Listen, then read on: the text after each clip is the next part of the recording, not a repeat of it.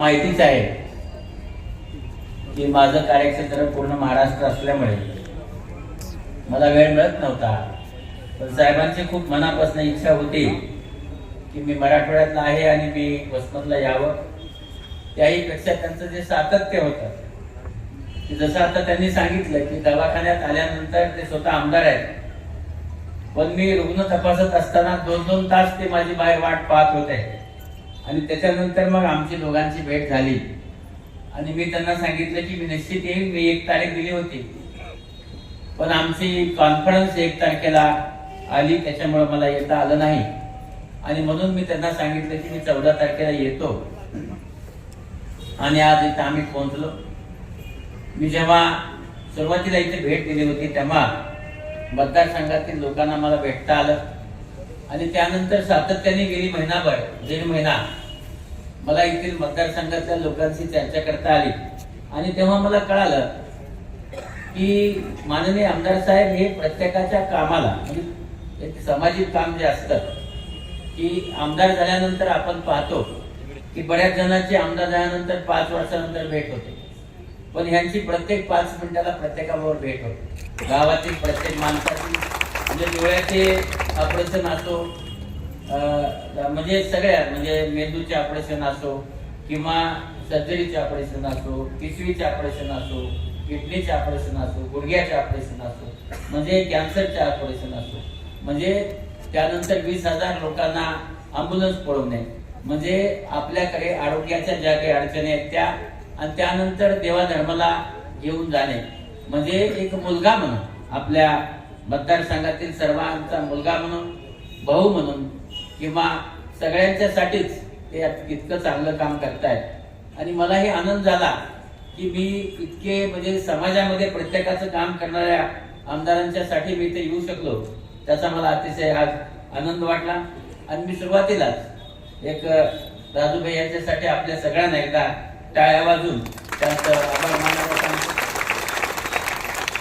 आता तुम्ही ज्या संख्येने आलात इथे, जे आमची जी इथली टीम होती त्याच्यामध्ये डॉक्टर काळे आहेत किंवा आमचे दुसरे डॉक्टर्स आहेत, या सगळ्यांनी मिळून अतिशय चांगलं काम केलं. मी पहिल्यांदाच पाहिलं की भैयांच्या टीमने सगळ्यांच्या तपासण्या केल्या, रक्तांच्या तपासण्या केल्या, ECG काढले, सगळ्या एक्सरे केलाय, सगळ्या तपासण्या झाल्या आहेत. आता डोळ्याच्या तपासण्या सुरू केल्या आहेत. आणि एवढ्या सगळ्या तपासण्या झाल्यामुळे तुमचं ऑपरेशन करणं आम्हाला सोपं झालं आहे.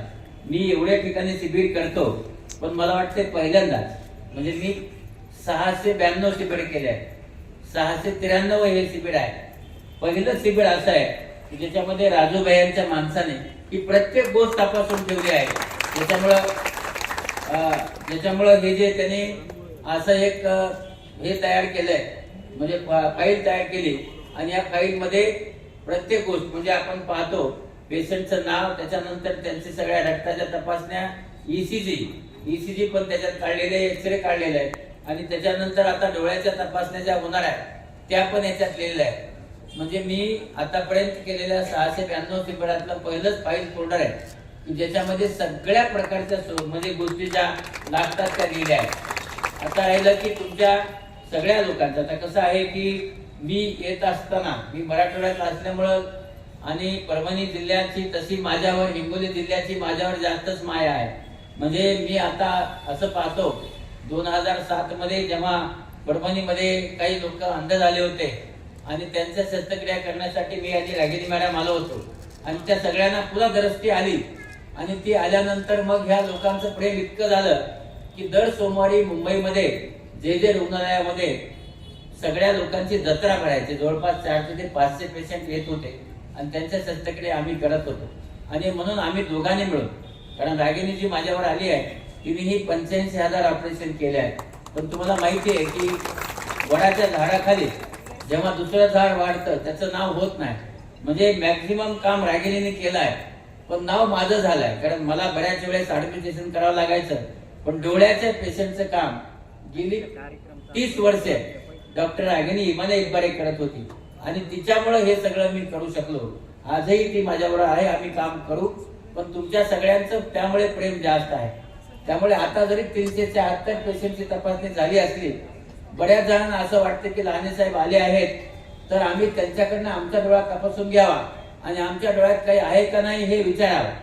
त्याचबरोबर जे लोक इथे येतात, ज्यांचे नातेवाईक येतात, त्यांनाही वाटतं की आता आलोच आहे तर आपलं काय म्हणतो की वाहत्या नदीमध्ये हात धुवून घ्यावा आणि मग तेही सगळे लाईनला लागून डोळे तपासण्यासाठी येतात. अडचण अशी असते की बाबांनो, जे वृद्ध आहेत हे वृद्ध पुढे येऊ शकत नाहीत आणि तुम्ही नातेवाईक तुमडून पुढे येऊ शकता. त्यामुळे तुमच्या नातेवाईकाला मी शब्द देतो की हे 374 पेशंट झाल्यानंतर सगळ्या नातेवाईकासाठी रात्री 12 वाजेपर्यंत मी तपासत बसेल, पण नातेवाईकांना रुग्णांच्या आधी तपासणार नाही, हे लक्षात ठेवा. आधी रुग्ण तपासेल आणि मग नातेवाईक तपासेल.